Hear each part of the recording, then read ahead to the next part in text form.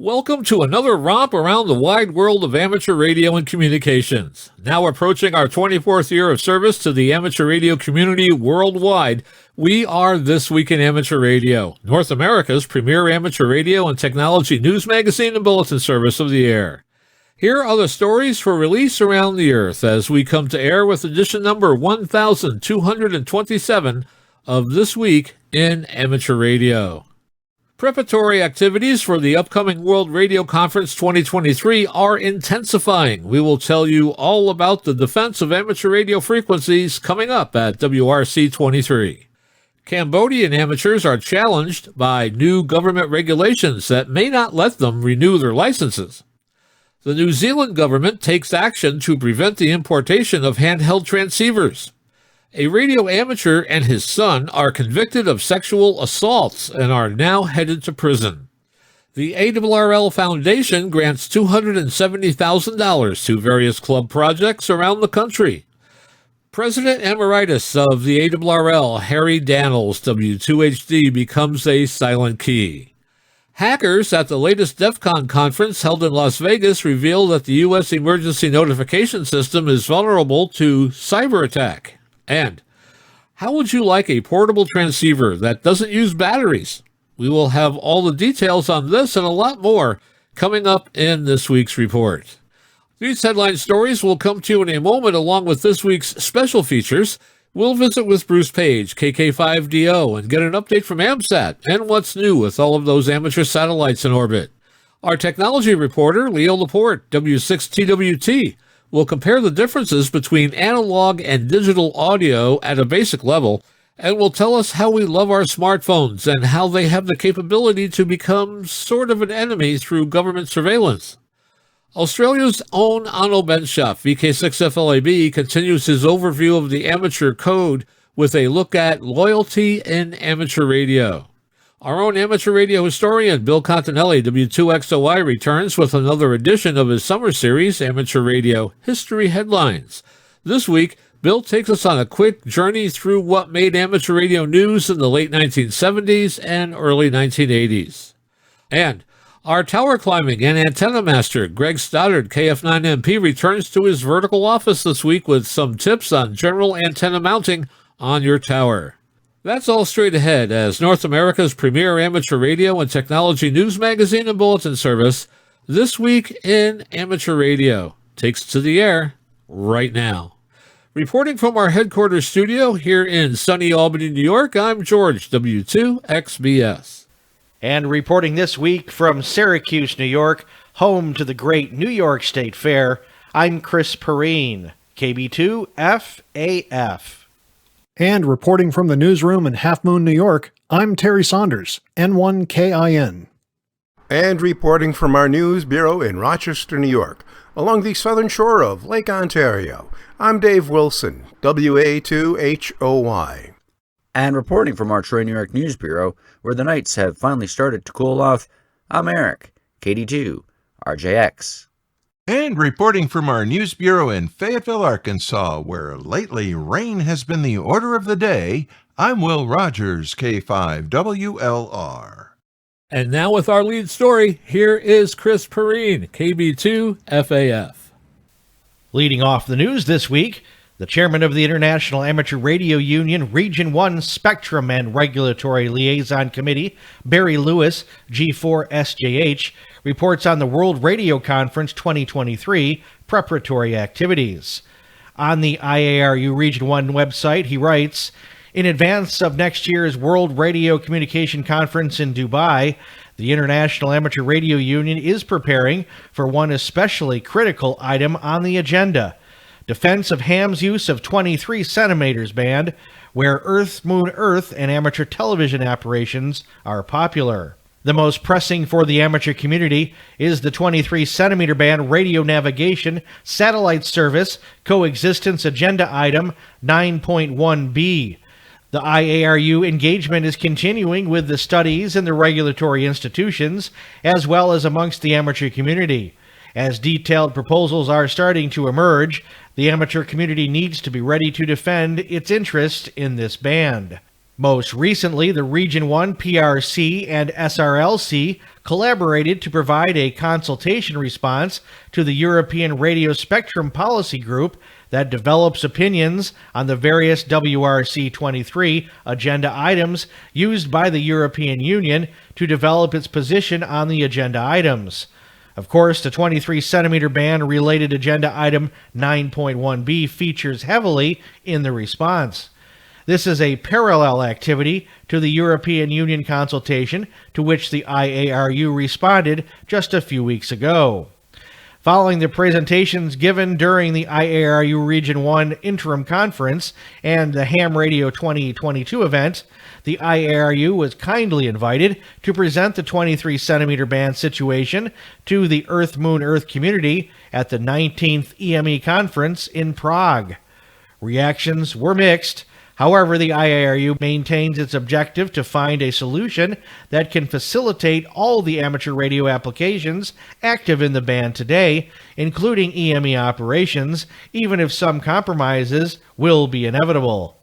To progress the 23-centimeter band studies, the International Telecommunications Union Working Party 4C will meet during the second week of September. At this meeting, the technical studies regarding the amateur radio service and radio navigation satellite service will be developed further. The IARU Global 9.1b team is preparing contributions and will be participating in the meeting.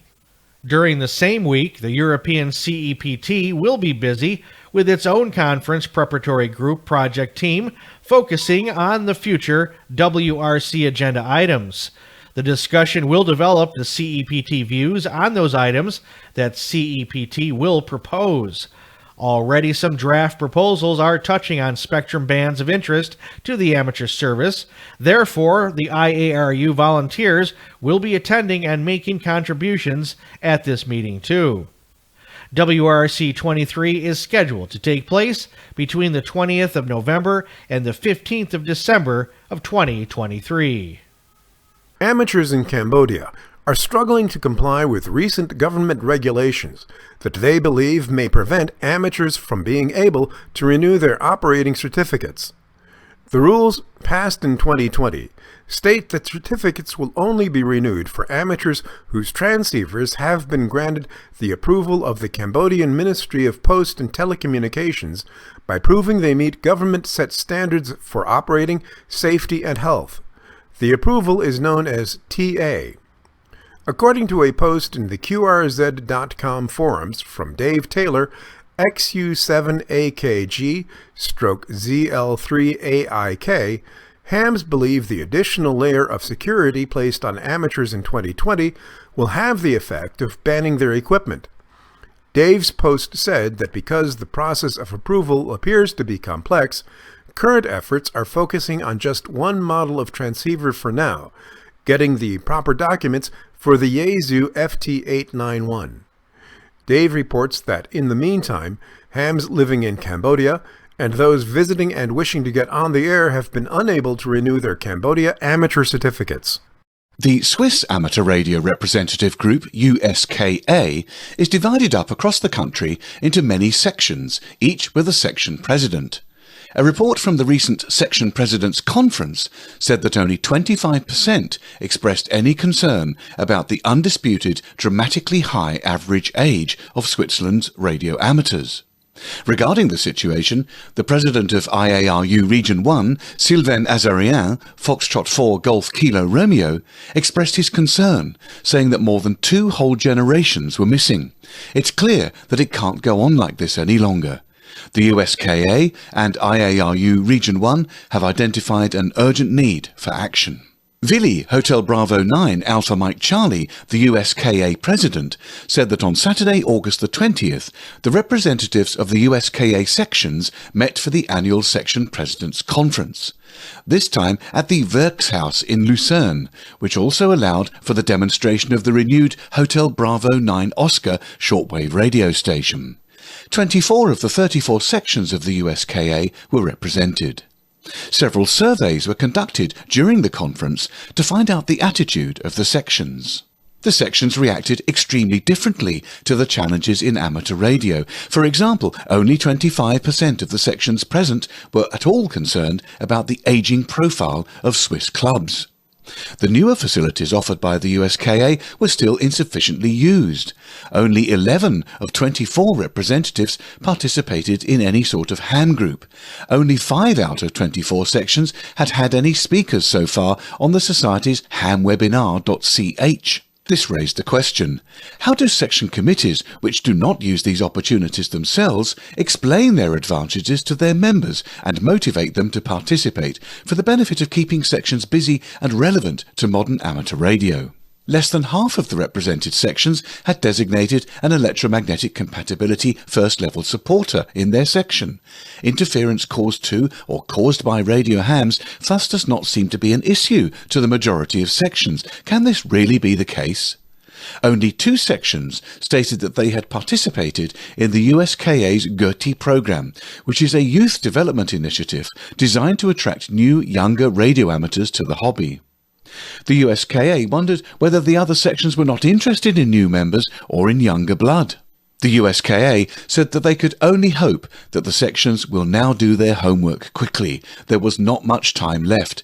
At present, 2/3 of all USKA members were not motivated to join a section. This fact was increasingly calling into question the legitimacy of both the USKA Delegates Assembly and the Section President's Conference. The annual ballot was the only truly democratic decision-making body in the USKA, apart from the presidential election.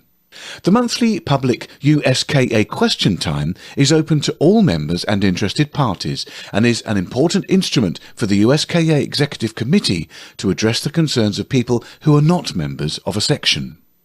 You can read the full report and view a slide pack at www.uska.ch. So far, no country in Europe has followed the UK's lead in introducing online amateur radio exams that can be taken from home 7 days a week. The exam systems in Switzerland and elsewhere are still paper-based, in many cases held just twice a year in a very limited number of exam centres. The Northern Advocate newspaper in New Zealand reports a Northland man who breached the Radio Communications Act faces a fine of up to $30,000. It relates to the importation of 2 types of handheld transceiver, which should only have been sold to licensed radio amateurs. New Zealand has specific regulations around the use of two-way radios. Concern about them led to the introduction of a notice in 2018 banning the importation, sale, and distribution of two-way radios without a special endorsed license. An announcement by New Zealand's Radio Spectrum Management said, "The man, who has interim name suppression, recently appeared in Whangarei District Court, pleading guilty to breaching the Radio Communications Act of 1989 by importing prohibited unrestricted radios without a license. Scheduled for sentence later this year, he faces a fine of up to $30,000. The charge is related to a consignment of 50 Baofeng UV5R and Baofeng UV82 two-way radios, which was addressed to the man's home and intercepted by customs. Radio Spectrum Management had previously issued warning and infringement notices to the man for offering similar devices for sale via TradeMe. The defendant continued to ignore these notices, which culminated with the interception of the illegal radio transmitters and subsequent charges." A British amateur radio operator and his son have been sentenced to prison following their convictions on rape and indecent assault charges that date back to the 1980s and 1990s. A report on ITV.com identified the men as Arthur William Bowditch, 73, and his son Arthur Stephen Bowditch, age 54. The father is well known among hams in the Summits on the Air program and was identified by the SOTA reflector as having the call sign of G4WSB. Both men will become registered sex offenders for the remainder of their lives. William Bowditch received a 21-year extended sentence. He'll be given 20 years in custody, followed by a 1-year extended license. Stephen Bowditch received a sentence of 12 years in prison. A note on the QRZ.com page for G4WSB marked him as QRT. In a press release on the QRZ website, they announced the new QRZ New Ham Jumpstart, a program that will help new hams get on the air faster than ever.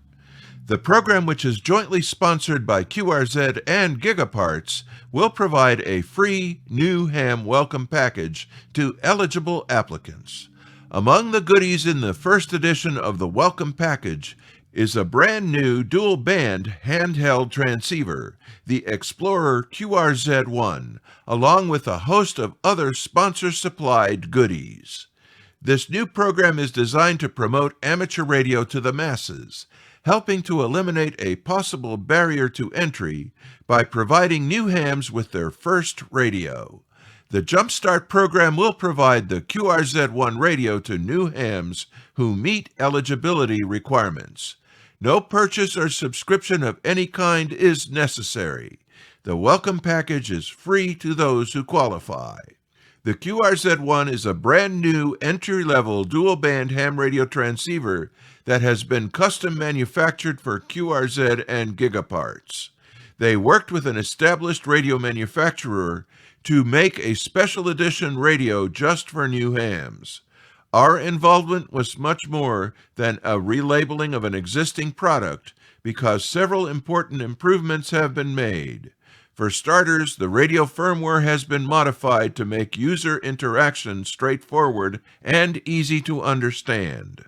In addition, the user manual was rewritten in English, not simply translated, so that new hams may grasp its operating concepts clearly.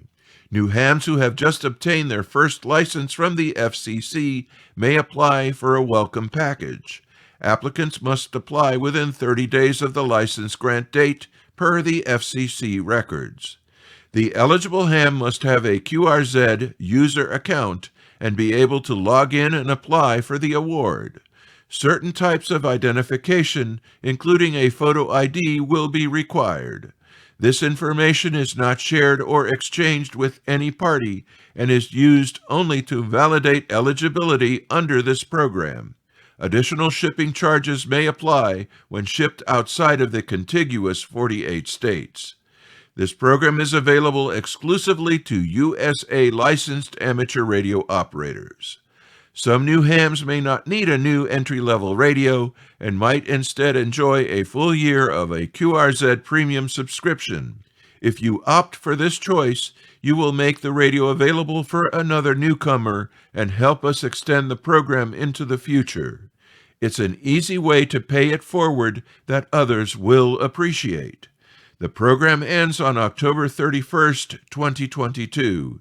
If you are or about to become eligible, please keep this in mind.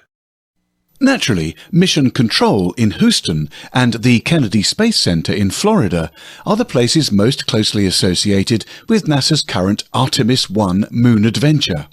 But a lesser-known spot on a remote heath in the far southwest of Britain is also playing a crucial part. When the mission does blast off, scientists at Goonhilly Earth Station on the Lizard Peninsula in Cornwall will help NASA track the rocket using a giant deep space antenna nicknamed Merlin, and then command 6 small research satellites that are piggybacking a ride on Artemis. It will be a big moment for Goonhilly, which was on the brink of being closed for good in 2006 after 4 decades of service, and a huge boost for Cornwall's burgeoning space industry. 23-year-old Beth Shepherd, a University of Oxford graduate, rejoicing in the job title of Deep Space Network Mission Operations Engineer, is one of those in the hot seat at Goonhilly Control. She said that the team were very excited and couldn't wait to see the rocket go up. It'll be quite a moment when they start to receive signals from it. Shepherd is from the Cornish seaside town of Hale and can't quite believe she's making a living as a space engineer in the place where she grew up. She said she felt a great sense of pride. Cornwall is a unique place and Goonhilly helps to put it on the map.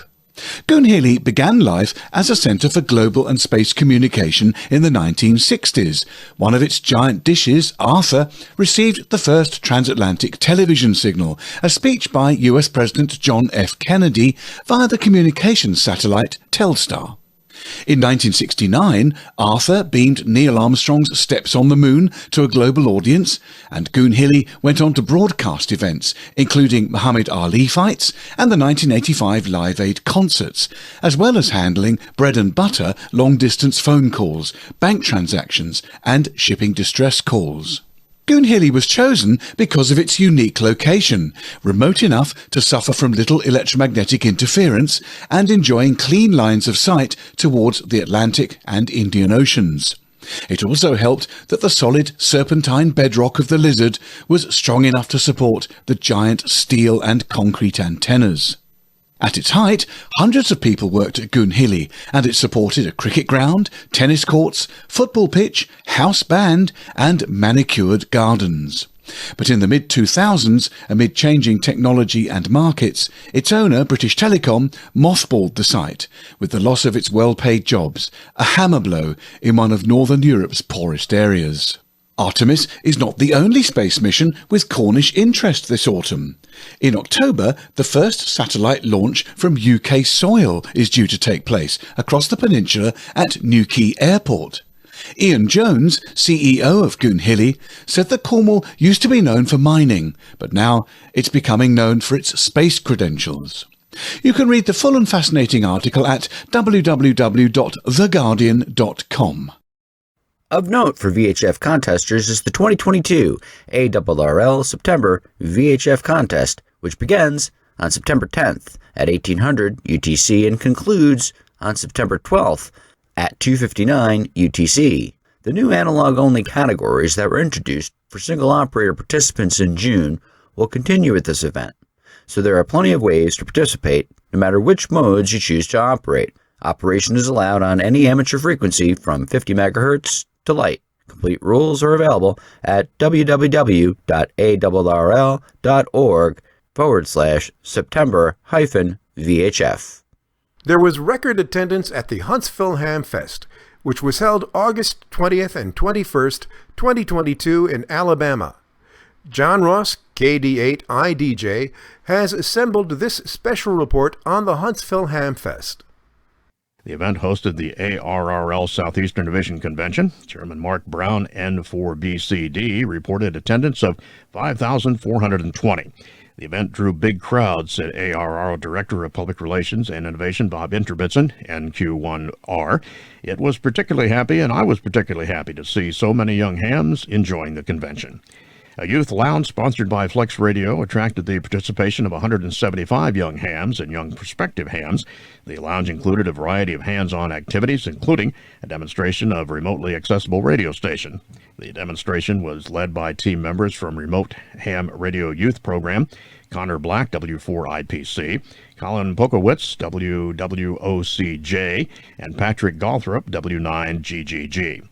On Saturday afternoon, 18-year-old Audrey McElroy, KM4BUN, was presented with the 2022 Bill Pasternak AWA6ITF Memorial Amateur Radio Newsline Young Ham of the Year Award. Following the award presentation, McElroy said, "I hope that in the future I can continue to bring more youth into amateur radio as well as more women into the STEM system." Representatives from CQ Communications, Yaesu USA, Heil Sound, Radio Waves Antennas, and GigaHertz had remarks and gifts for Audrey. Also attending the convention was Abigail Barker, KI5RCX of Conway, Arkansas. Earlier this year, Barker was awarded the Walter Gollinghouse K5DSL Scholarship administered by the ARRL Foundation. The new ARRL Foundation Club Grant Program, funded by a generous grant from Amateur Radio Digital Communications, has awarded $270,000 to radio clubs that participated in the first round of applications. John Ross, KB8IDJ, is here with more. The club grant program introduced earlier this year includes $500,000 to be awarded to radio clubs with projects that will have the most impact on amateur radio, the community, and the future of radio technology. The grants will fund transformative projects that encourage the growth of active amateur radio operators and training opportunities, education programs for student groups and schools, and club revitalization. A second round of applications to award the program's remaining funding will open on September 7th, 2022 at 7 p.m. Eastern Time with an informative webinar titled ARRL Club Grant Program Round 2 Kickoff. You can register at tinyurl.com, ARRL/webinar, September 2022. And after registering, you'll receive a confirmation email containing information about joining the webinar. The new club grant program will help clubs more easily provide and expand their important services.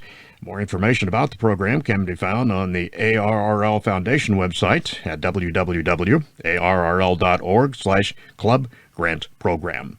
I'm John Ross, KD8 IDJ. 24 clubs were notified on Monday, August 29th, that they had received grants. The ARRL Foundation received 128 applications in the first round, with requests totaling $1.74 million. The selection committee noted that it was difficult work deciding between many high-quality grant proposals, considering the finite available funds. Radio clubs that did not receive grants in the first round may revise and resubmit applications in the second round. The ARRL Foundation, established in 1973 by the ARRL, the National Association for Amateur Radio, administers the club grant program. ARRL has long recognized that it is in the best interest of amateur radio to encourage and support amateur radio clubs. Historically, clubs have recruited, licensed, and trained new radio amateurs and have provided the community setting for them to continue their education and training. According to ARS Technica and a report on CNN, the United States National Broadcast Network, which transmits child abduction alerts and severe weather warnings, is becoming increasingly vulnerable to fake alerts from hackers unless state and local governments fix security weaknesses in devices that connect to the system. That was a warning delivered recently by the nation's Department of Homeland Security, which repeated its cautionary message about the U.S. Emergency Alert System at a recent session of DEF CON, a major hacking conference held in Las Vegas every year. Homeland Security officials say that ongoing vulnerabilities in the encoder and decoder devices enable hackers to transmit bogus warnings over radio and TV stations. Cybersecurity researcher Ken Pyle, who's credited with discovering the vulnerability, told reporters recently that without a necessary software update for those devices, the hackers can preempt broadcast signals, exploit web servers, and disrupt the legitimate system. He said the problem has existed for several years and has gone uncorrected.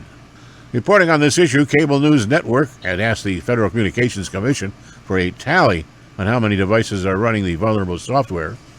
The FCC had no immediate response. We will keep an eye on the story and bring you updates as they become available.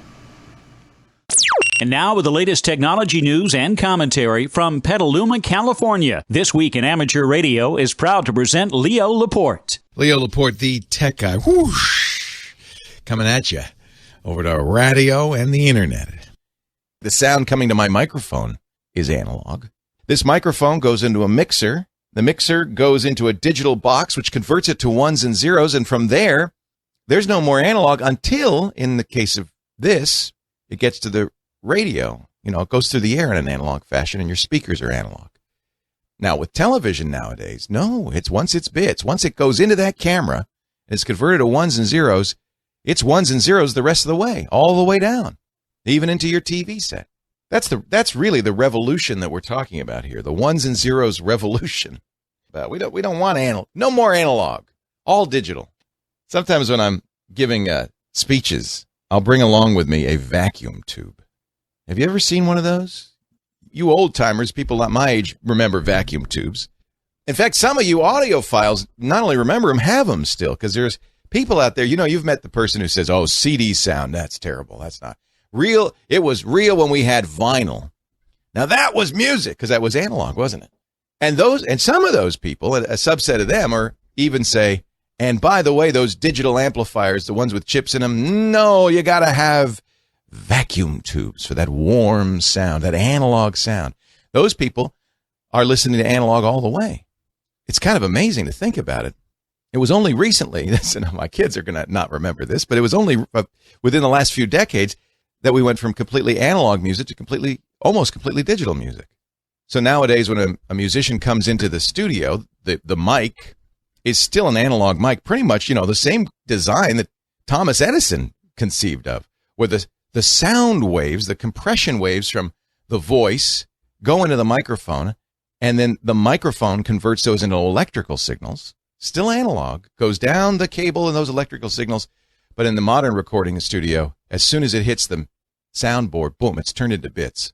And it stays bits all the way until it comes out of your iPod into a speaker or your headphones, which are analog devices, which reproduce those sound waves. The sound pressure created by the singer's voice vibrated that diaphragm in the microphone. That was turned to ones and zeros all the way through the iTunes Music Store into your iPod, which then sends out an electrical signal. It's an analog signal, and it causes the diaphragm on your headphones to vibrate the same way the diaphragm on the microphone vibrated and reproduces it. And So we're still, our ears are still analog, just as our vocal cords are still analog. Our instruments, in many cases, not all, are still analog. If you're using a synthesizer, that's digital. So until very recently, it was all analog. Those sound pressure waves that were made on the microphone were turned into electrical signals, which are sent down. This is very amazing. This even worked, essentially, to a needle that vibrated. And in vibrating, cut grooves into the vinyl. Okay, I'm simplifying a little bit, but essentially that's what happened. Those grooves then are are basically a recording of the sound pressure waves. Grandma and Grandpa used to do this, kids. They'd go to the record store and they'd buy a big piece of plastic that had a groove, one groove, all the way from the outside edge to the center of the big piece of plastic. That big piece of plastic, that groove, if you looked at it with a microscope, looked like little vibrations. It looked like just, So we'd take that home and we'd put it on a thing that would turn at the same speed as the machine that was recording from the microphone was turning. And then we'd put a needle in it, very much like the needle that was used to cut those grooves. And that needle would be vibrated by the grooves. And that would turn the vibrations into electrical impulses, or be sent to an amplifier where vacuum tubes would be used to increase the sound pressure of it, and then would come out of our speakers. At no point with those vinyl records was it ever digital. It was all analog all the way. Is digital an improvement? Well, you talk to those people with those magical golden ears, they're going to say, no. Because, if you think about it, what we have to do to make these ones and zeros, we have to take some information out. Analog. Now, there are all sorts of imperfections that get introduced by the microphone and the needle and the vinyl and the mastering and all that stuff, and even scratches and pops and clicks that get introduced on the record.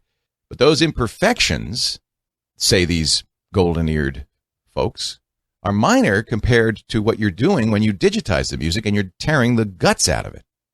Like there are even psychologists who study this who say digital music doesn't move the soul, the spirit, in the same way analog music does, because there's something intangible missing. I don't know if we could prove this. There's something intangible missing because in order to convert it to ones and zeros, we have to sample it.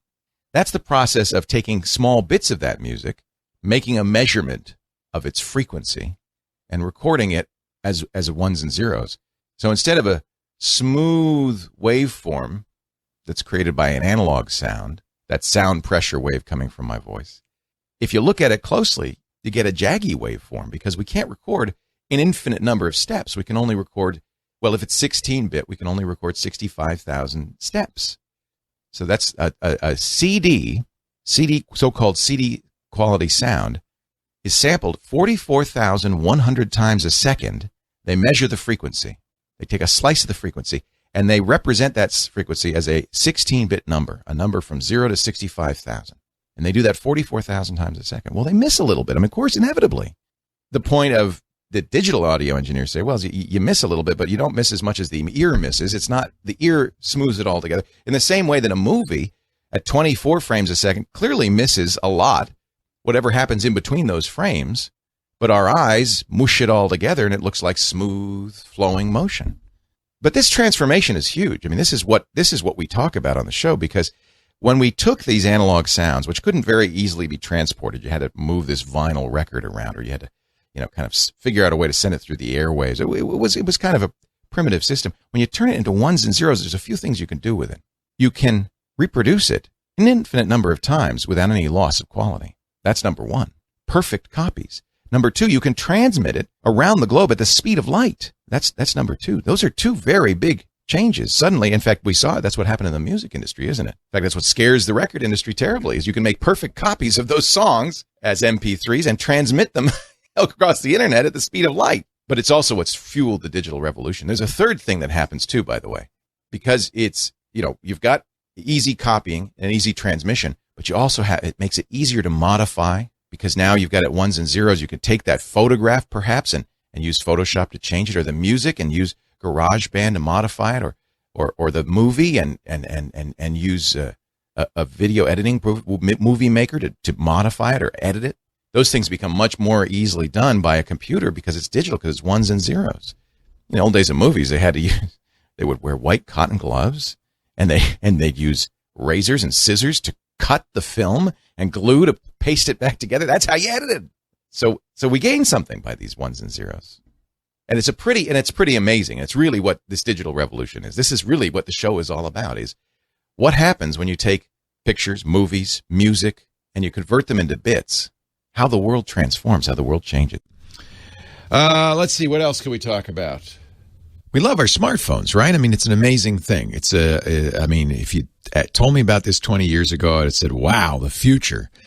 An always-on internet device works anywhere. As you wander around, you're always connected to the internet, so there's no question you can't get an answer to. You can always see where you are on a map. Just that by itself. You can always see where you are on a map. You can't get lost anymore. That's amazing. Mind blown. It has a camera, and in fact, most modern phones these days, we're going to see the new Google phone on Tuesday. It should have an amazing camera. The new iPhone, absolutely. I mean, camera as good as any point and shoot better, really, because of all the computational capability. It is a supercomputer in your pocket. It has more power than one of those big Cray supercomputers of 10 years ago. I mean, I can go on and on. It's got an amazing display, brilliant, bright color display. You can see pictures of your kids anytime. Much better than the old wallet photo. You always know exactly what time it is. I mean, I can go on and on. But this wonderful toy in our pocket, it's really more than a toy. You practically can't live without it these days, is also a little bit of an enemy in our pocket. And that's the thing that's getting a little weird. I talked last hour about how China is strongly encouraging, in a way only the Chinese government can, Chinese citizens to put an educational app on their phone that in effect spies on them, completely spies on them. It gives the authorities every bit of information that's on the phone or that the phone can find out, including the microphone, the camera, the GPS, everything. And sure, if you're a totalitarian government, what a great way to control the populace. I mean, this is 1984. Remember the telescreens in 1984 that were watching you while you watched them? This is so much better because you're carrying it around with you in your pocket. So it's starting to be that this friendly little pocket pal has also become a little bit of the enemy. We're worried about Facebook and other companies using it to spy on us. This is not for your benefit. Oh, yeah, they paint it that way. Well, don't you always want to know what the weather's like? If you're going to need an umbrella, don't you want to know every financial transaction? And maybe you do. But there's, I guarantee you, on any phone, many, many notifications for things you couldn't care less about. It's a public safety thing, too, right? When we had the power outages and the wildfires, there's a service, I think it's available in most of the country, called Nixle. Do you have that on your phone? After the fires 2 years ago, of course, I've got it on my phone, and that's the way the law enforcement, sheriff's office, police, fire department, emergency services can get to you, can say, hey, watch out. But they got to be careful because they can overdo it and they can make you want to turn it off because, they can't tell me everything that's going on. Pretty soon your life is filled with jangly pop-ups from all sorts of places. It's really, I think, a good piece of advice when you get a new phone to go through and turn off notifications for stuff you don't care about. And I have to give Apple some credit because they have made it a little bit easier. If you have iOS 13... or maybe even 12, but certainly in the newest versions of iOS. If you're looking at a notification, you say, I don't want to hear from that program ever again. You could just put your finger on it, slide it. You got to slide it almost all the way to the edge, and you'll see a couple of things pop up. Clear all, view, And hidden deep within, so that you'll probably never notice it, is a button that says Manage.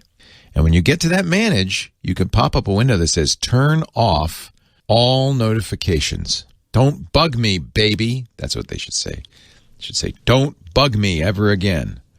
The phones that I use when I'm doing the radio show, go in the settings, the little gear icon, and both Android and iOS have this, a do not disturb feature. It silences calls and notifications. Nothing will annoy you.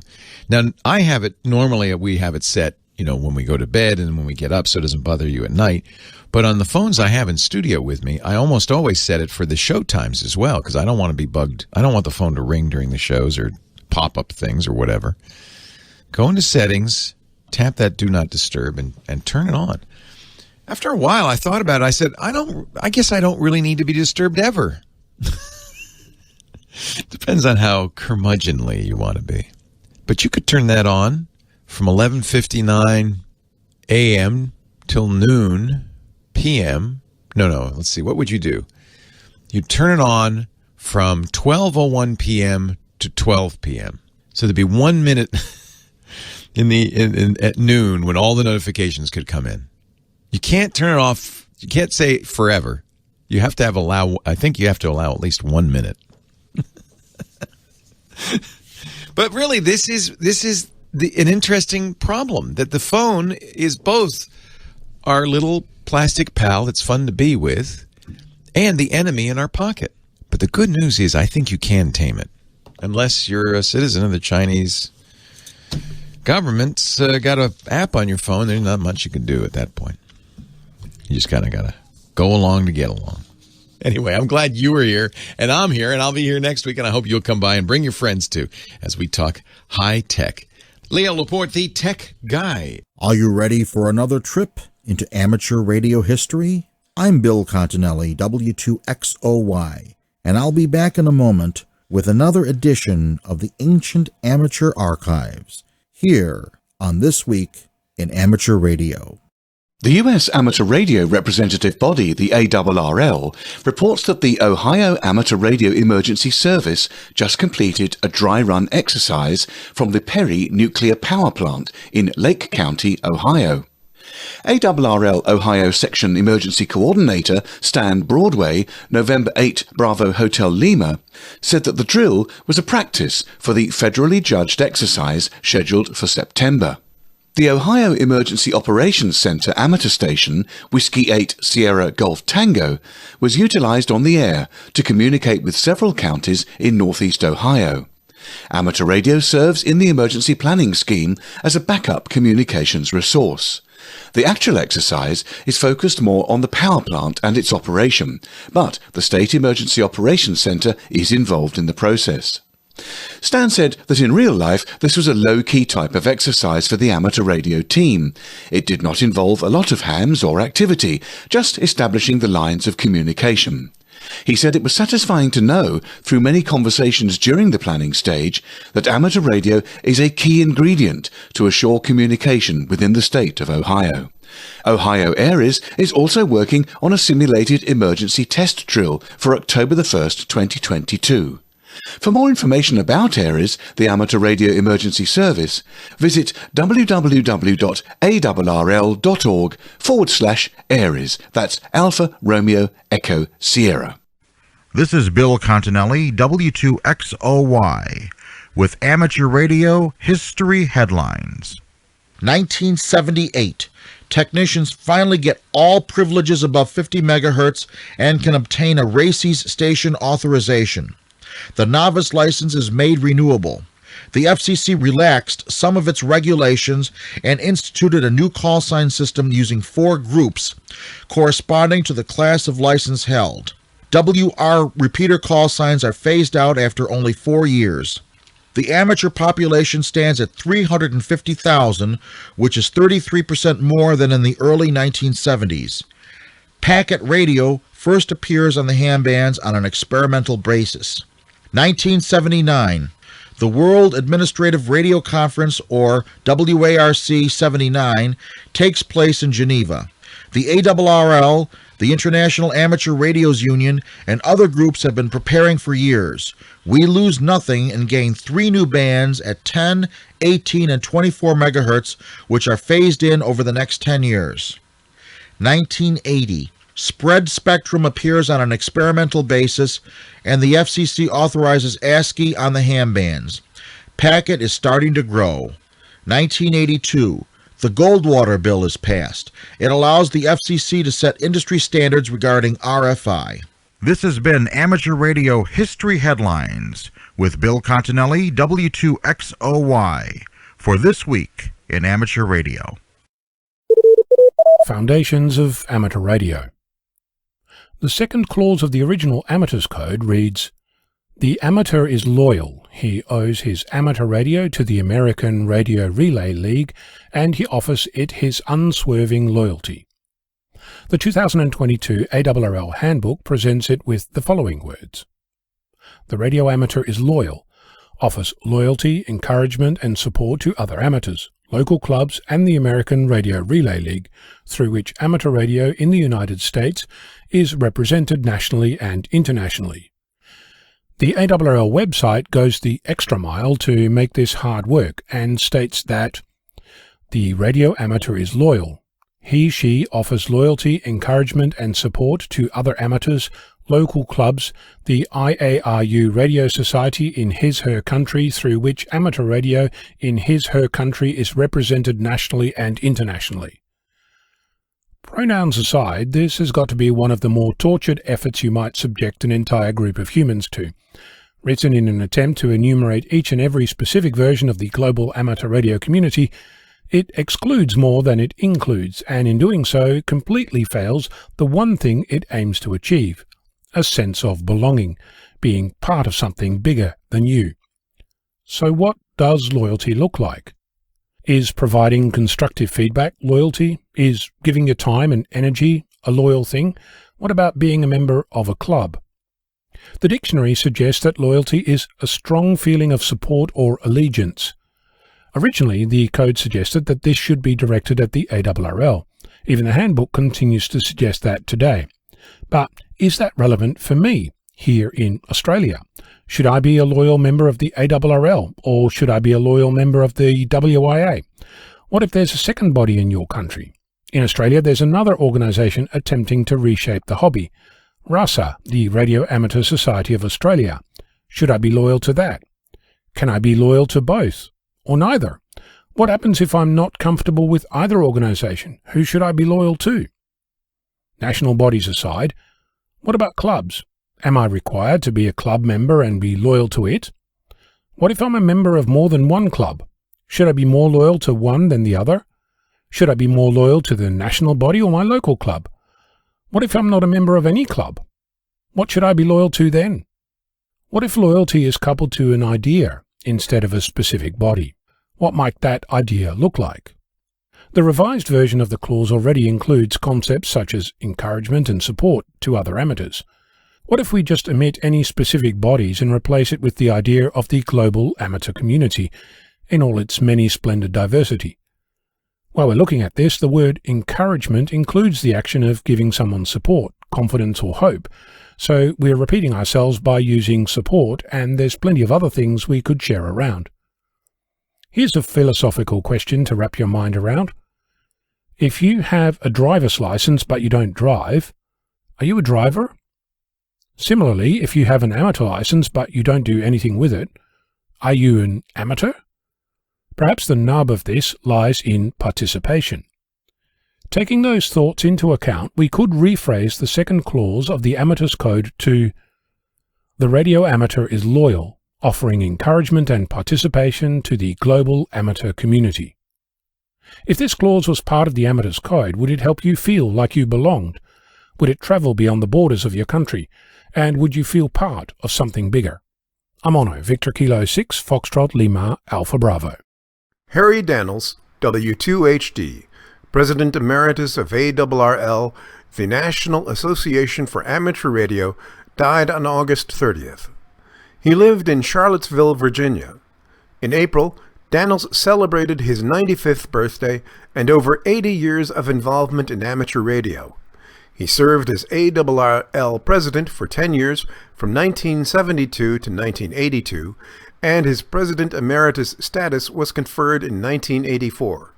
He was also an ARRL life member. In an interview, Dannals said that when he was 10 years old, he practiced Morse code with his best friend and was able to master 50 to 60 words per minute. Dannals served in the Navy after graduating from Balboa High School in the former Canal Zone on the Isthmus of Panama, where his father was officer in charge of a radio receiving site. Eventually, Dannals himself would become the supervisor of more than 20 radiomen and support personnel. He was discharged in mid-1946 and attended Polytechnic Institute of Brooklyn, now Polytechnic Institute of New York University, where he prepared for his amateur radio license. In writings shared by one of his children, Dannals wrote, "I found a way to prepare for my amateur license by doing a research paper for an English class using amateur radio as a resource. Among my references was the American Radio Relay League's Radio Amateur's Handbook, with the latest ARRL license manual on the side. It worked, and my call sign, W2TUK, was received that year with a great deal of joy by me and my dad." After graduation from college in 1950, he went on to work for the Sperry Corporation, where he worked in radar and other engineering programs. During almost 40 years of my employment there, the company provided a club station, W2YKQ, which was on the air during lunch periods, a fact that made the more than 200 ham radio operators that worked at Sperry very happy, wrote Dannals. While at Sperry, he met his future wife, Kay, and they were married for over 60 years. Dannals lived in Dix Hills, New York, prior to his retirement to Charlottesville, Virginia, in the early 1990s. Dannals volunteered for several appointments in the ARRL field organization, official relay station, official phone station, official observer, and emergency coordinator. He held elected positions as section communications manager, vice director, and director of the ARRL Hudson Division. He was elected president by the ARRL board in 1972 and served for 5 two-year terms. During his office, he traveled extensively to help represent ARRL, visiting all 50 states, the Canal Zone, Puerto Rico, Canada, Mexico, Chile, Peru, the Bahamas, Bermuda, and the United Kingdom. International travel fulfilled his role as U.S. representative to Region 2 of the International Amateur Radio Union. Dannals recounted that during his presidency, preparations were made for the World Administrative Radio Conference of 1979. Through the efforts of ARRL staff, volunteers, and the FCC, the conference led to the worldwide allocation of the 30, 17, and 12-meter bands, known as the WARC bands. Without question, the time devoted to ARRL matters, working with the very capable and dedicated staff, and my association with the board of directors was a wonderful experience, wrote Dannals. Each year was punctuated by new developments for ham radio, a volume of great memories that will never be forgotten. Since the time that he was president of ARRL, I always called him Prez, and Prez would enjoy chatting about all the wonderful people at headquarters, said his son Bob Dannals, W2GG. In a remembrance he shared with ARRL, my dad considered each ham that he met to be a member of his extended family. He cared greatly and fought mightily for all hams in his administrative roles with the ARRL. He would say that we are all members of the worldwide community that started with Marconi and continued with Hiram Percy Maxim. It's a wonderful legacy, and I'm happy that he shared it with me and everyone else he met. Dannals was the oldest member of the Albemarle Amateur Radio Club, an ARRL special service club. In 2018, Dannals received a visit from ARRL Roanoke Division Director Jim Boehner, N2ZZ, and Vice Director Bill Marine, N2COP, who presented him with the Roanoke Division Award for his dedicated leadership to all amateur radio operators. Dannals was also President Emeritus of the Quarter Century Wireless Association, having served as president of the QCWA from 1989 to 1994. In 2016, Dannals was honored by QCWA for his 70 years as a radio amateur. In comments about the honor bestowed on him, Kay Craigie, N3KN, who was ARRL president from 2010 to 2016, said that Dannals set an example of cheerfulness and enthusiasm and friendliness to all hams, whether they qualify for QCWA twice over or are so new that they haven't memorized their call signs yet. A viewing will be held on Saturday, September 24th, 2022, at 10 a.m. Eastern at the Church of the Incarnation, 1465 Incarnation Drive, Charlottesville, Virginia, followed by a church service at 11 a.m. Eastern. Interment will be at Holly Memorial Gardens. I'm Blair Alper, KA9SEQ. Commercial threats to ham radio spectrum are nothing new. Back in 1988, 73 Magazine's controversial founder and producer, Wayne Green, W2NSD, was warning of such inroads even back then. The 220 band has been threatened to be lost several times. We had back around 69 an effort, or 1970 around in there, to get it away from us by the CB group, who wanted to take over a couple of megahertz or 3 for Citizens Band, for a new band, because they were so crammed on their 23 channels or whatever it was that they had at that time. And there was a major move. Before that, there was a move to move CB into the top end of 2 meters from 146 to 48, which up until about 1969 was totally unused. It was almost impossible to make a contact anywhere in the country above 146. And CQ magazine petitioned the FCC to take 146 to 148 and make it into a CB band. And a few amateurs protested, but not many. And of course, then about 1970, it turned out that that was a fantastic band for FM and repeaters. And it turned, within a year, was the most active ham band of any that we have. So on that basis, I felt that we ought to protect our bands, even if they weren't being used, because we never knew when a new technology would come along, and we would desperately need them and indeed not be able to promote the new technology without them. And we do have a number of new technologies ahead, which could make very good use of our microwave bands if we have them. But at any rate, getting along, we did fight a battle over 220, and the forces organized against amateur radio were not that strong at that time, so it kind of blew away. But we have used 220 so seldom, so little in the interim, there has not been any concentrated effort to use it. The opening it up for novices turned out to be completely a pipe dream. The novices have ignored it and not been interested. And I have not heard from any manufacturer that there were significant sales of 220 gear as a result of opening 220 to the novices. I wanted to, and I petitioned the FCC back around 1969 to open a 3 megahertz band for no code for novices from the middle 3 megahertz of 220 and make it so that they would be able to use repeaters and get some experience with them at that time. But the ARRL organized a fight against that, and that got killed.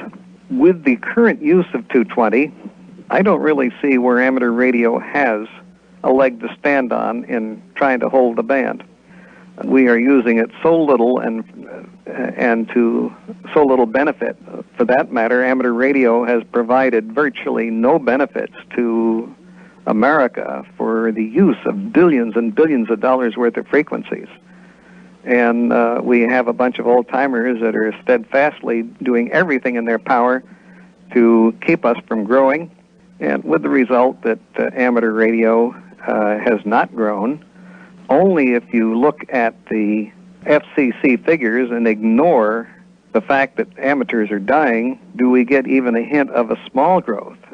In their answer to the 220 situation here, they said that amateur radio had grown at 1% a year for the last 5 years. Well, it's a lot less than that once you take out the dead wood. And indeed, we have seen from the figures published by the FCC or released by the FCC that amateur radio growth dropped 19% in the last year. It dropped 15% in the year before, and 10% each in the 2 years before that. And that's 54% in just 4 years that the growth of amateur radio has wound down. So with a dying hobby, with fewer and fewer amateurs providing any public service, with us not inventing or pioneering new technologies, indeed falling further and further behind commercial and professional technologies, I don't see where we have a leg to stand on in demanding frequencies and keeping them away from good, legitimate commercial uses. We have a deplorable record for the last 25 years.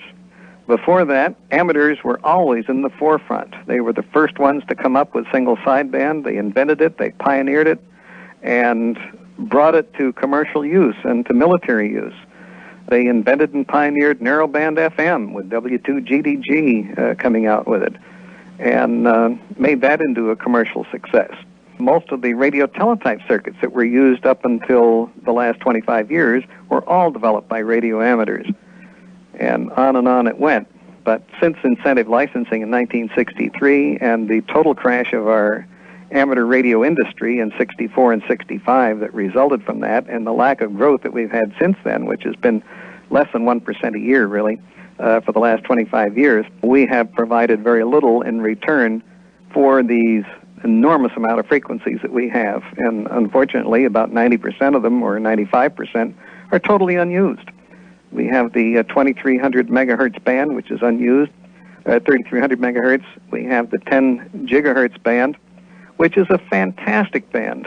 And I believe that everything that is on 450 probably should be moved up to 10 gigahertz, where you would have less crowding and less fighting, and you'd have room for 10 times the number of repeaters, remote base controls, and so forth up there. And at least we'd have some activity on the band. We recently lost 30% of our 1200 megahertz band through inactivity. And I think that that would be a wonderful band to put our ATV experimenting on, get it off 450, which is much too narrow for that, and so forth. But none of these things are happening. We're probably spending 90% of our time fighting each other and arguing and resisting progress and making it miserable for newcomers, and 10% in trying to do anything progressive. And that's my viewpoint on it, Hap. Wayne Green, W2NSD, controversial founder and publisher of 73 magazine, his concerns about losing spectrum from the 220 to 225 megahertz band in 1988 were well-founded. The amateur radio service lost 40% of the 1.25 meter band a short time later. Unfortunately, his warnings about losing spectrum are just as valid today, if not more so. Wayne's thoughts were excerpted from the 220 North American Teleconference, which aired October 2nd, 1988. For the Rain Report, I'm Blair Alper, KA9SEQ. The Radio Club of America, or RCA, has announced its 2022 award recipients and fellows, including amateur radio operator Edward M. Gable, K2MP. The 2022 awards and fellow ceremonies will be held at the RCA Awards Banquet in the Atlanta, Georgia Hyatt Regency on November 19, 2022. ARRL Life member Edward M. Gable, K2MP, is the Barry Goldwater Amateur Radio Award recipient. This award recognizes significant achievements of excellence in the engineering and manufacturing of radio equipment. Professor Aklesh Laktakia is the Lifetime Achievement Award recipient. This award recognizes very significant achievements and a major body of work accomplished over a lifetime, resulting in advancement of the art and science of wireless technology. Arlene Harris is the Wireless Innovation Award recipient. This award recognizes innovative concepts or products in use in the wireless industry. Patty Rigg is the Excellence in Sales and Marketing Award recipient. This award recognizes an individual who exhibits the esprit de corps of sales, marketing, and promoting in the wireless industry. Donald Root is the RCA Special Recognition Award recipient. This award is for dedicated service to the RCA. Evan Rolick is the Special Recognition Award recipient. This award is presented to an individual who has worked tirelessly to support the RCA. For decades, Rolick has supported the RCA Youth Activities Program. Ellen O'Hara is the RCA Special Services Award recipient. This award was established to recognize RCA members who have performed significant work to advance the goals and objectives of the RCA. Jim and Felicia Cruiser are the Ralph Batcher Memorial Award recipients. This award is presented to an RCA member for their significant work in preserving the history of radio and electronic communications. Jim and Felicia have made numerous contributions to historical preservation and educational efforts at the Antique Wireless Association and the RCA, including many exhibits, publications, and programs. Paul Scutleri is the President's Award recipient. This award recognizes the demonstration of unselfish dedication to the work of the RCA. The following individuals have been elevated to fellow status in 2022. Lynn Bisha, Professor James Breckall, Ph.D., Neil Horden, Jason Kern, Pete Varonis. Founded in 1909, the Radio Club of America includes professionals from across the wireless communications industry. Here is this week's AMSAT news from Bruce Page, KK5DO. AO27 is going to be giving some parts of the world some rare DX opportunities because of the time on and time off has shifted. Those in the far upper northeastern United States may be able to work into Europe, and those in Alaska may be able to work into Japan. With the current orbit, the satellite will be turning more towards the southern latitudes of the United States. Adrian 8A N8AJM will be traveling from September 12th through the 16th from EN72 to EM85. He will be activating grids on the way with no set schedule. FM satellites only there, please. A little primer was given a few weeks back on how to work the astronauts aboard the International Space Station, and if you happen to give it a try and were successful, or if you have a satellite-related topic you would like covered in this short time, please drop Bruce a quick email at kk5d0@arrl.net. This will give him an idea of how he can help you become more experienced in operating through the satellites. It's time for the weekly propagation forecast report, brought to us by Tad Cook, K7RA, in Seattle, Washington, who reports that the past week saw many interesting events. The observatory at Penticton, British Columbia, for example, the source of the 10.7 centimeter solar flux measurements, was overwhelmed by solar flares, and at 2000 UTC on August 28th, reported a solar flux value of 251.9. The next day at 1700 UTC, 357.1 was reported. The 2000 UTC local new numbers are the official solar flux number for each day, so the August 28th value is the number of 133.5. Solar activity increased this reporting week, August 25th through the 31st, with average daily sunspot numbers increasing from 58.7 to 74.9, and solar flux went from 104.5 to 123.8. Without that correction, for August 28th, the average daily solar flux would have been 140.8 instead of 123.8. The average daily A index was a little lower as the planetary values shifted from 12.6 to 10.1, and the middle latitude index went from 11 to 9.4. 3 new sunspot groups appeared on August 25th at the beginning of the reporting week, but none until September 1st, with 2 new sunspot groups. The daily sunspot number rose from 42 on Wednesday to 67 this past Thursday. Total sunspot area peaked on August 27th. 3 new sunspot groups appeared on August 25th at the beginning of the week, but none have appeared since then. So, taking a look at the predicted solar flux, we have values at 116, 118 on September 3rd and 4th, 115 on September 5th, 110 on September 6th through the 8th, then 118, 124, 130, and 128 on September 9th through the 12th, and then 120, 117, 105, and down to 102 on September 13th through the 16th. Flux values may briefly dip below 100 in mid-October.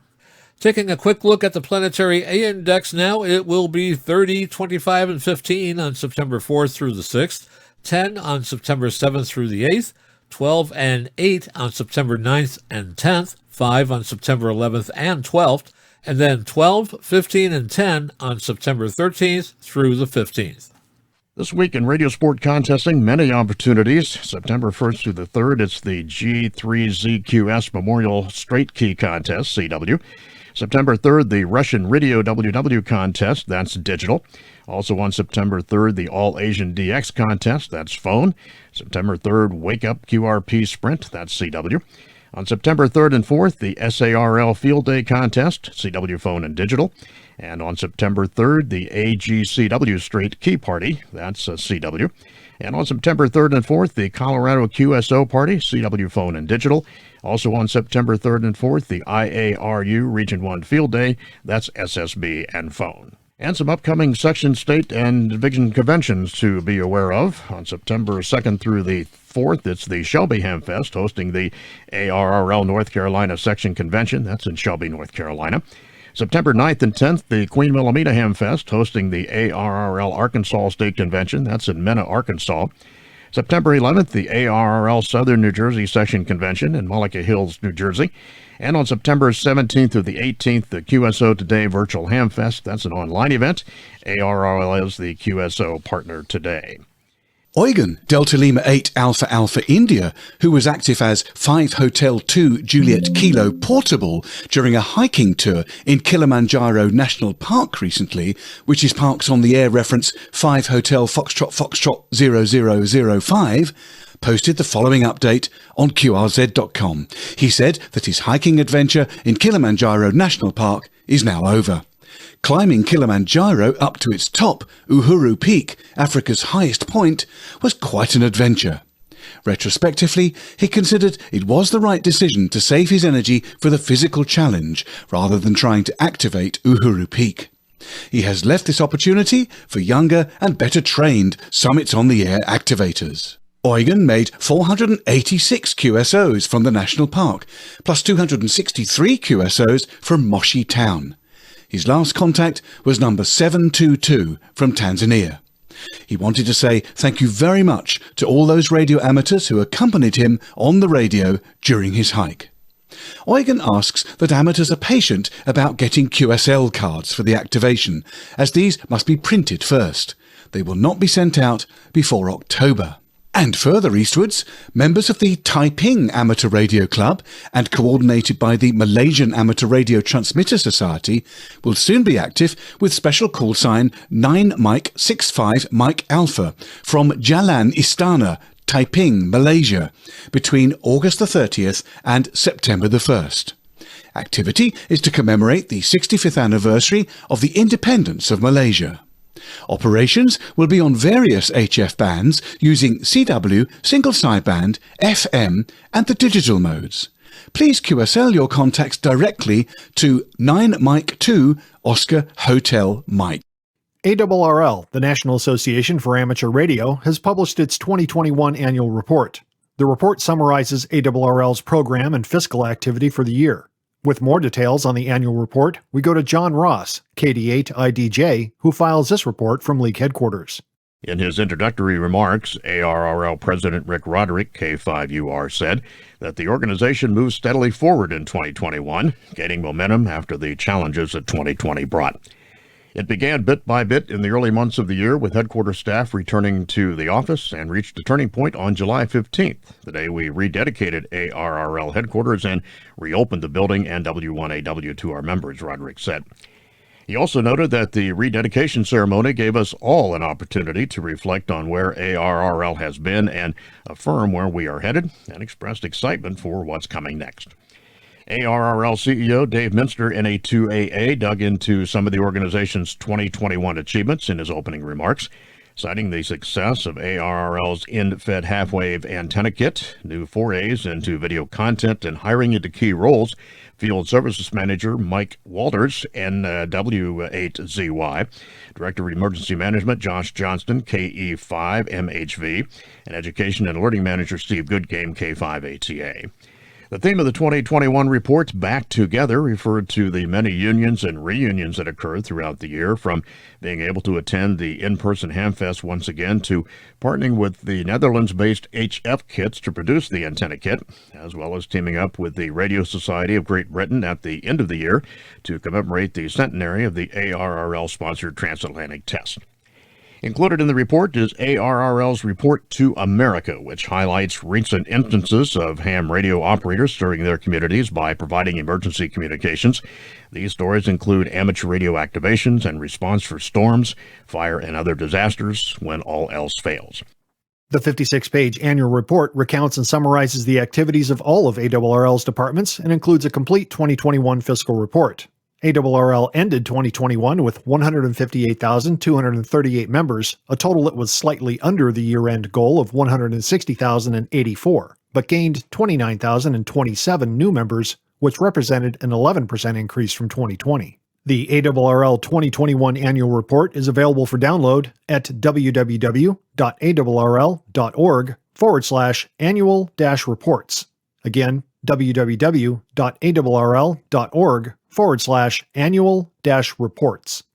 Mike, Kilo November 4 Papa Romeo Echo, is now active as Zulu 6 Home Call from the Republic of Kosovo. According to QRZ.com, Mike is from the USA and is currently working in Eastern Europe. His primary amateur radio focus on HF lies in QRP NVIS, that's to say, low power operation and attempting to bounce his signals almost vertically off the F2 layer of the ionosphere. Mike was in the military for 15 years, working first as a radio teletype operator and then as a Special Forces Communications NCO. Since then, he's worked on P25 networks overseas for the military and the US Department of State. His job also provides him with the opportunity to work with NATO soldiers in their radio communications missions. Mike's equipment in Kosovo consists of a Yaesu FT857D, used as a base station mainly for single sideband, and an Elecraft KX2 for quick portable work, Morse and data. He'll be using a Chameleon Tactical Delta Loop for static comms, a Chameleon MPAS for on-the-move comms, and he also has their Tactical Dipole for AO operations. AO, Alpha Lima Echo, stands for Automatic Link Establishment, a system which jumps up and down the spectrum to find the optimal frequency to use between two stations. But it can also carry data and other communications formats. You can see more, including how to confirm contacts with Mike, by looking at his QRZ.com page. The annual Route 66 on-the-air special event will take place on September 10th through the 18th of 2022. The purpose of the event is to commemorate the history of the Mother Road connecting the East and West United States. John Ross, KB8IDJ, is there with more. Now in its 23rd year, the Northern Arizona DX Association, N8DXA, started the event, which is now coordinated by the Citrus Belt Amateur Radio Club, CBARC, in San Bernardino, California. There will be 21 stations with one-by-one call signs on the air from Chicago to Santa Monica, California, all with consecutive calls starting with W6. The history of the Mother Road began in 1926 when U.S. Highway 66 was established. It was the first major improvement to the link between the West Coast and the nation's heartland. U.S. Route 66 was officially decommissioned in 1986, but today, small portions of the highway still exist in several states. For more information on participating stations, certificates, and decals, and the Radio Club on the Air special event, you can visit the Citrus Belt Amateur Radio Club, CBARC, or the Northern Arizona DX Association, N8DXA, at their websites. You can also visit the ARRL Special Event Stations database at www.arrl.org/special event stations to find out more on the air about special events and commemorations. The Northern Arizona DX Association will operate 3 of the 21 stations, including W6G in Flagstaff, Arizona, and W6S in Arizona Rover 1. They'll set up at various spots along Route 66 east of Flagstaff, and W6T will operate as Arizona Rover 2 and will be set up in Belmont. Later in the week, the event will be moved to Parks on Old Route 66 west of Flagstaff. The history of the Mother Road began in 1926 when the U.S. Highway 66 was established. It was the first major improvement to the link between the West Coast and the nation's heartland. Through stories, songs, and TV shows, the highway came to symbolize the freedom of the open road, inspiring many to see America in its entirety.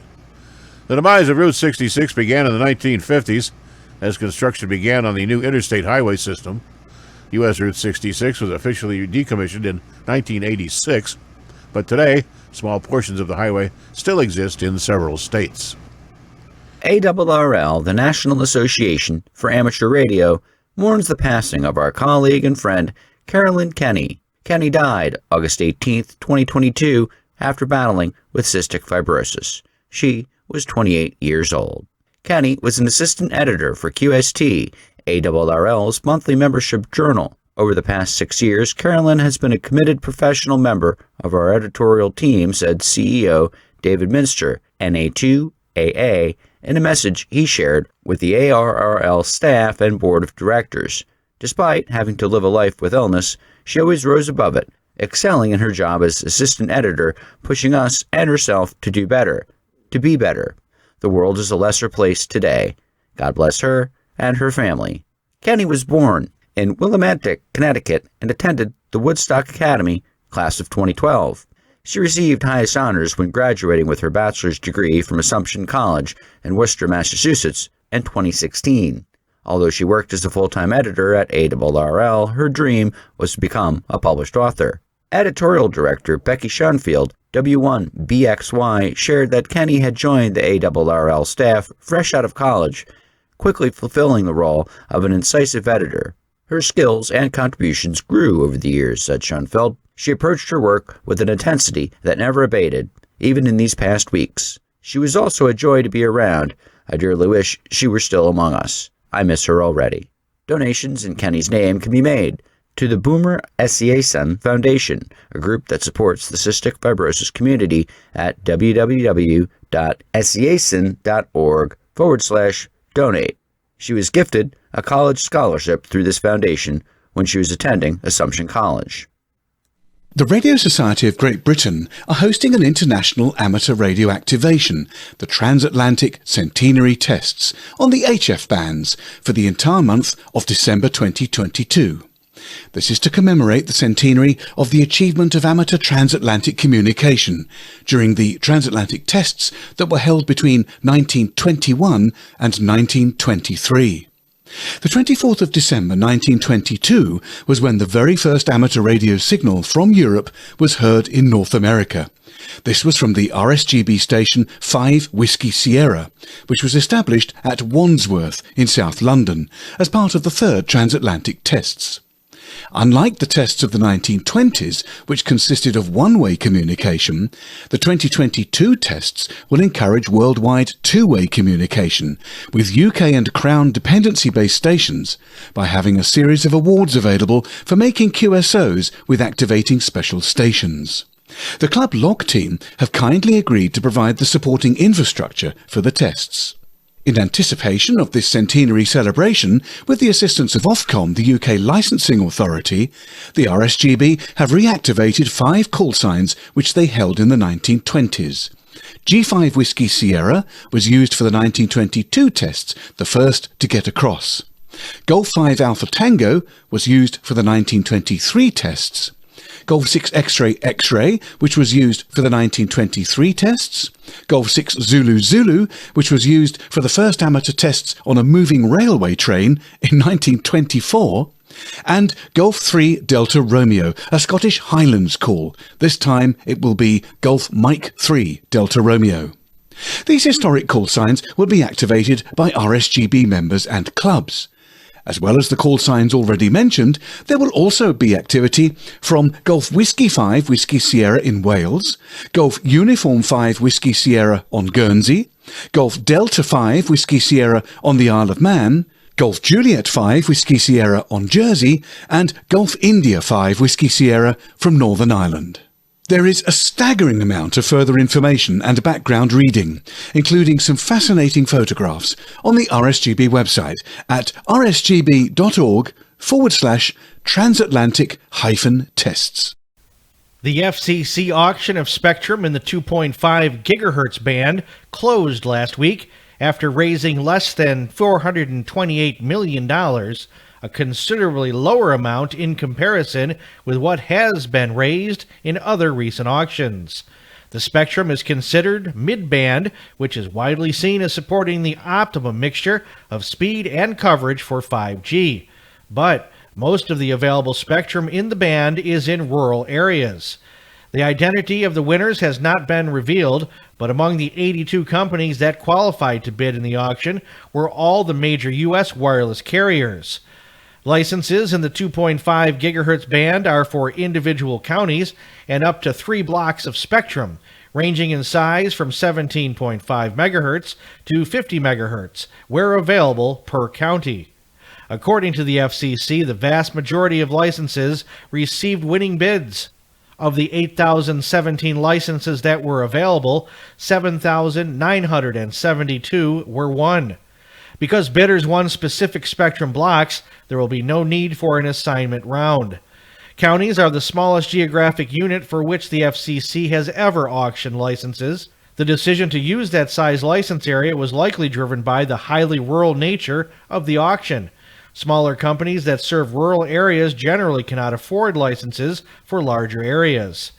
Auctioning licenses by county yielded an unusually high number of 228 winning bidders in the CBRS auction of 2020, and winners include many smaller providers. But the county size approach will not be able to generate the same results for the 2.5 gigahertz auction because only 93 companies applied to bid in the auction, and of those, only 82 ultimately qualified to bid.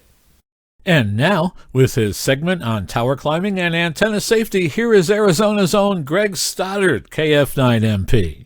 I wanted to take some time to cover some of the common topics related to installing antenna systems on towers. First, let's examine designing and installing an antenna mount for the side of a smaller tower, like the one in your yard. I have built a few homemade mounts out of scrap pieces of steel, usually built from a 3/4 inch steel pipe about 3 feet long and 3 steel bars about 1 to 2 inches across, maybe a 1/4 inch thick. Material like this can often be purchased off the shelf from your local hardware store or welding shop. You will need to climb the tower to measure the sizes and dimensions of the tower, legs, and diagonal members where you intend to mount the sidearm you're building.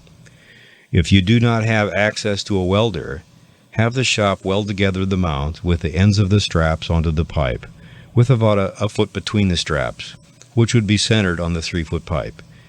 This will give you about a foot above and below the straps onto which you can side mount or end mount an antenna. Pre-drill the holes for U-bolts to mount the straps onto the tower legs. Then also do the same for the U-bolts at the furthest end of the straps from the mounting tube. This mount should be set across one entire face of the tower, so it can be hinged inward during mounting or servicing. After the mount is set in place and the antenna is set on the mount, the third support strap can be clamped to the mount and tower to reduce wobble. This is not a suitable mount for a wide tower unless you intend to mount the antenna close to the tower. The most common rule for mounting distance is 1/2 wavelength from the closest face of the tower. If done properly, would make the tower nearly electrically transparent to the incoming or outgoing signals. If you draw a sine wave on a piece of paper, you'll notice that the voltage at 1/2 wavelength is 0. This is why we prefer to mount antennas at multiples of 1/2 wavelength. At 2 meters, that equals 1 meter out, or 39 inches from the antenna to the closest face on the tower. Imagine the sidearm necessary for 6 meters. At 224 megahertz, it equals about 24 inches for a half-wave distance. If you have done all your measurements accurately at the mounting site, you can assemble the entire structure on the ground and make sure it all fits before taking any of it into the air. Since my homemade mounts usually weigh less than 15 pounds, I usually carry them up the tower with me, set them in place, then bring up the antennas and feed lines. This plan would change depending upon the height of the tower, other antennas on the tower, or how you feel about carrying cargo up the side of the tower safely. Sometimes it's easy, other times there would be too much risk of touching other active antennas, which would make hoisting the mount and antenna by rope from the ground necessary. It is obvious here that pre-planning is essential to ensure safety and reduce the number of trips up and down the tower. While I have promoted the idea of wearing cargo up the tower, I'm the first to admit that limiting trips on the tower and hours on the tower are the real goal in any job I do. Limiting both man-hours and movement will also limit the risk of death, which is cool. I've seen a few different methods of securing amateur-sized coax to a tower leg. The most common I've seen is regular plastic electrical tape. The biggest problem with electrical tape is its lifespan. Mother Nature works to remove the sticky from electrical tape within the first half year. I've also seen cable ties used. As far as I know, clear or white cable ties are not made to survive sunlight, ozone, or Mother Nature's worst, which limit these to about 7 months or less, especially if they are flexed regularly. I think the black cable ties are the best for outdoor mounting. Lastly, I've seen 12-gauge solid wire with insulation cut to 5-inch lengths and wrapped around the tower leg and coax, then twisted. I know this type of scrap material to hold coax to a tower leg for decades with no visible sign of aging. I have also seen a black cable tie over several layers of electrical tape. And coax can change size and length during the day, so always allow for these changes. Remember, tower work at any height can easily become deadly. Money spent on books, videos, and climbing gear is well worth the investment. This is Greg Stoddard, KF9MP, reporting for This Week in Amateur Radio. John Mike Zero Hotel Echo Mike reports that this year's International Air Ambulance Week will take place between the 5th and the 14th of September 2022, with the focus on supporting and generating donations for flying medical services around the world. The event covers 2 weekends, giving amateurs a great chance to get involved and support the event. While amateur radio operators and stations are encouraged to promote the donation causes, it is requested that any donations generated go directly to the chosen local or national cause. Registration will be mandatory, and all stations taking part will be issued with a registration number which will be listed on the event website. The registered number needs to be quoted by each station regularly. Included in the list alongside each registered station will be a clickable link enabling those wishing to donate directly to the charity of the service they wish to support. The event is primarily intended to help support public donation-funded flying medical services, whether part or entirely donation-funded, though not restricted entirely to those. The location of the special event station can be anywhere you choose to set it up, your radio club, home, or, if you can manage the permissions to do it, a public place.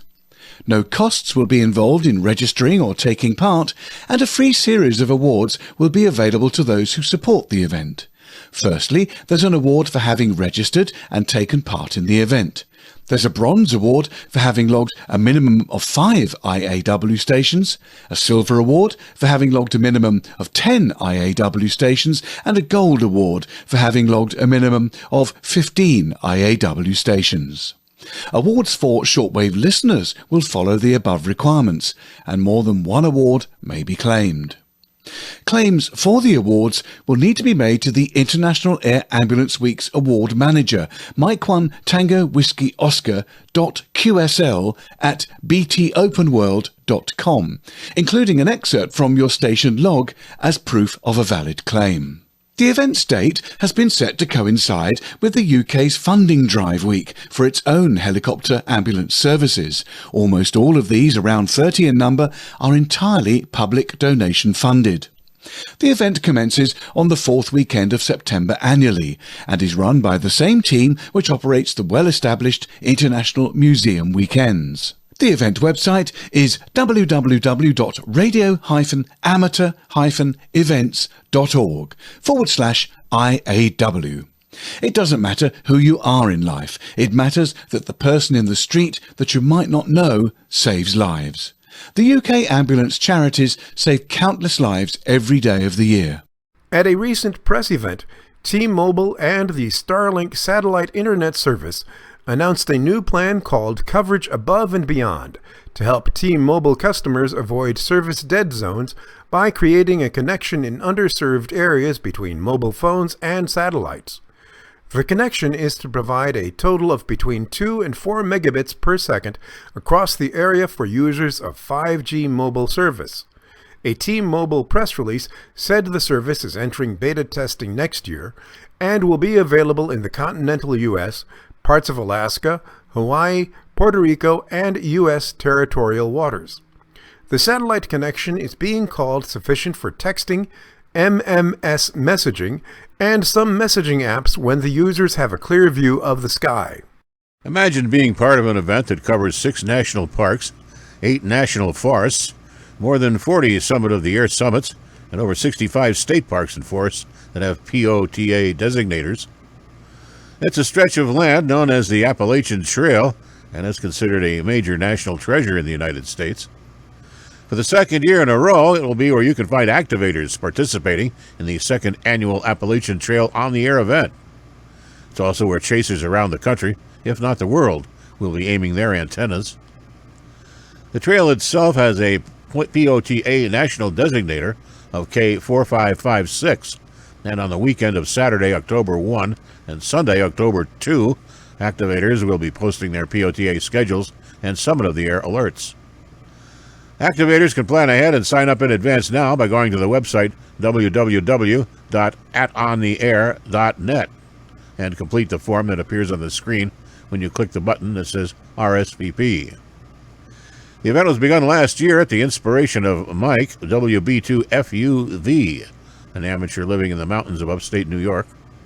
According to his QRZ page, he fell in love with operating QRP from the mountains and trails of the Northeast 2 years ago. He writes on his page that last year's event attracted more than 50 activators on SOTA summits and POTA parks in 11 states, all along the trail. Chasers were answering their calls from out North America and Europe. The American Daily Herald reports that there are more than 750,000 licensed amateur radio operators in the United States, and the number is growing every day. The Schaumburg Amateur Radio Club managed to get publicity for the hobby in the newspaper. The report said that amateur radio communication technologies used today include simple, inexpensive handheld two-way radios, digital-based systems using microcontrollers, small and simple to large and complex antennas, and even antique radios using vacuum tubes. Some hams participate in radio contests, where operators try to contact other hams with a variety of rules and restrictions to keep it fun. Other hams experiment with cutting-edge technology or experimental antenna design. The most rapidly growing segment is referred to as digimodes.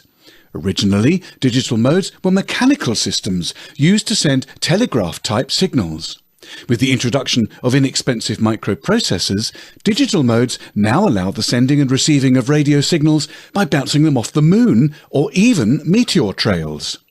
Some operate at very low power. It's not unusual to see confirmed reports of signals being received at distances of over 4,000 miles using just 5 watts of power. That's about the same power as most bedroom nightlights. Some hams support local events like marathons, bicycle tours or fundraising events. Using handheld transceivers and rapid deployment control stations, they provide extra eyes and ears for fire, police and ambulance services during an event. You can read the full story at www.dailyherald.com. The 15th Annual Ohio State Parks on the Air contest will be held on Saturday, September 10th, 2022. The event is held annually on the first Saturday following Labor Day. All 75 Ohio state parks can be used for the 2022 contest, and the contest period will be from 10 a.m. to 6 p.m. Eastern. The contest was conceived with three main goals in mind: to promote public awareness of amateur radio and Ohio's beautiful state park system, to contribute to the recognition of Ohio's diverse ecology, and to promote camaraderie among the ranks of Ohio's amateur radio operators. Some minor changes to the rules have been made for 2022. Only standard Cabrillo log files will be accepted for entries. Text files, PDFs, CSVs, ADIFs, BINs, photos of logs, paper, etc. will not be accepted. For more information on the 2022 Ohio State Parks on the Air contest, visit their website. And finally this week, researchers in Japan are working on the prototype of a transceiver that is able to receive power wirelessly at the same time it sends and receives data, according to a report in the IEEE Spectrum, the official publication of the IEEE. Scientists at the Tokyo Institute of Technology believe the 64-element millimeter wave band phased array transceiver could become the first of its kind that no longer is dependent on cables, plugs, or batteries. The IEEE Spectrum article said Atsushi Shirane delivered the research results in June at a symposium in Honolulu, Hawaii. He said that the transceiver, which has a 64-element phased array of antennas on its front side, is capable of short transmission distances and is able to receive power from a fixed direction. It also contains a circuit board on the back where 4 RF integrated circuit chips are wired into one of 4 quadrants containing the antennas.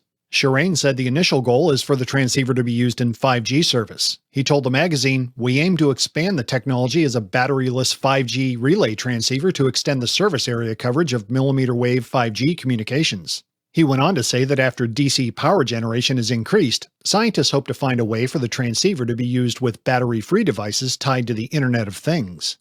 This Week in Amateur Radio is holding open auditions for news anchors for the weekly national worldwide amateur radio news service.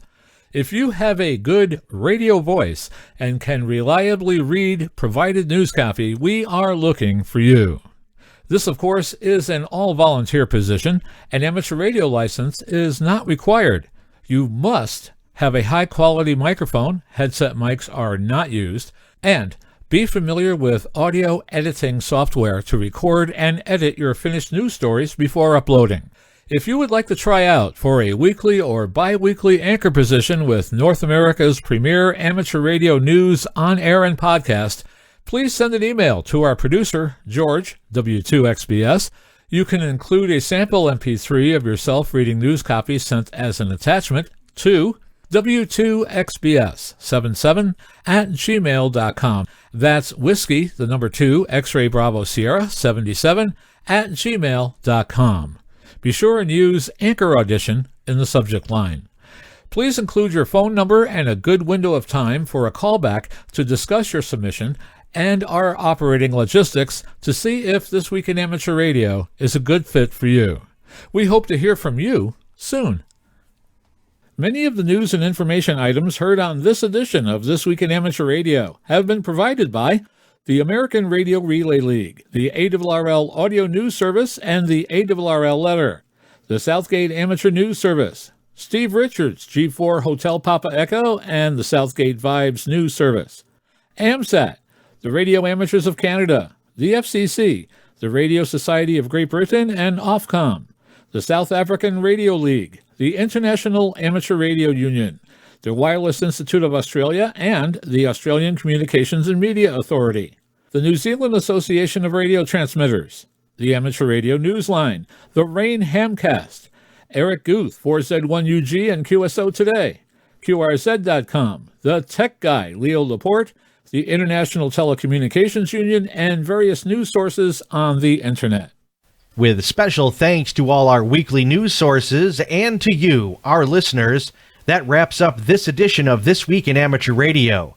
If you'd like to write to us, you can find everything you need, including archive editions of the news service, at our website at twiar.net. And now, for all of us at This Week in Amateur Radio headquarters and our news team around the world, this is Chris Perrine, KB2FA.